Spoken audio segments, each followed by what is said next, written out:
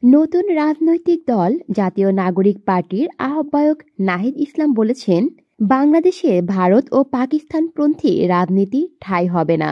আমরা বাংলাদেশকে সামনে রেখে, বাংলাদেশের জনগণের স্বার্থকে সামনে রেখে রাষ্ট্রকে বিনির্মাণ করব।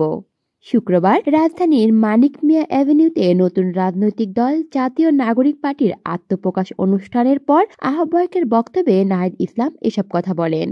জুলাই গণঅভ্যুত্থানকারী ছাত্র জনতা, শহীদ পরিবারের সদস্য ও রাজনৈতিক দলের নেতাদের সংগ্রামী সালাম ও শুভেচ্ছা জানিয়ে নাহিদ ইসলাম তার বক্তব্য শুরু করেন। লিখিত বক্তব্যের আগে নাহিদ আরো বলেন, আমরা সামনের কথা বলতে চাই, পেছনের ইতিহাস অতিক্রম করে সম্ভাবনার বাংলাদেশের কথা বলতে চাই। এরপর জুলাই গণঅভ্যুত্থানের তুমি কে আমি কে বিকল্প বিকল্প স্লোগানটি তুলে ধরে বলেন, বিকল্পের জায়গা থেকে এই নতুন দলের আত্মপ্রকাশ।